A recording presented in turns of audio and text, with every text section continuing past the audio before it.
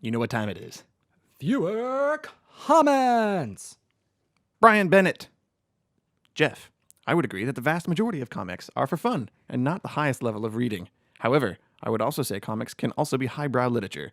Comics like Gaiman's Sandman, A Contract with God, and the Pulitzer Prize-winning Mouse come to mind. Heck yeah. I would throw Watchmen in there personally, too. But V for Vendetta, anything Alan Moore's written. That, too. Yeah, I can agree that there's definitely some highbrow reading, for sure. Absolutely. Sandman's like a regular recommendation to people who aren't into comic books. It's always, you should probably just pick up Sandman. All right, we got bombasticbagman.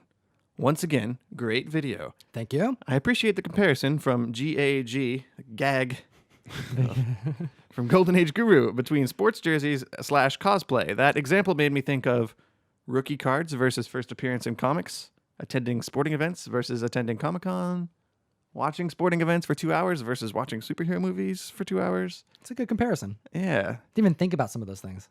I certainly didn't, but it's almost like one-to-one comparison. Like there's pretty hardcore fandoms in the two communities. We're talking about escapism. Anything that, brings you pleasure and like lets you check out a little bit and enjoy life in a way that puts out the other static, the other noise, and lets you just enjoy some time to yourself. I understand. Yeah, it's good old wholesome just being a fan of something. Yeah, everyone's into stuff. Yeah, absolutely. I'm notorious for hating on sports too, and I'm working very hard to curb that impulse of mine. We appreciate the comments. Thank you so much. Peter Wolf with a U. Tom grew up in the back of a comic book store.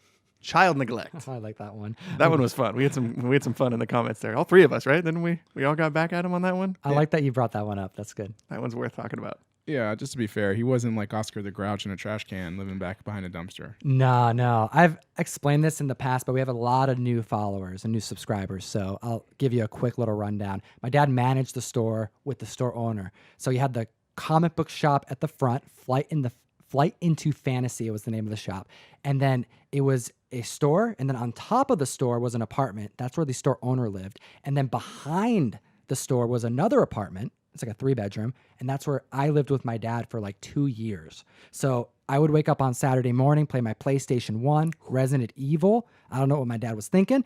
And then if I was ever bored, I'd grab my Magic cards, maybe my D&D profile pages, and I'd just walk through the kitchen door, threw some beads, because my dad had... Beads? Yeah, he was that's such a stereotype. Yeah, I could totally see your dad having the beads. Oh, incense, champa and all that. And I walk through, and there's just tables and people there. Oh, Tom's here. Who wants to play Magic? And that's what I did. What a life. That's what I did. What a magical life you led. Hello, darkness, my old friend.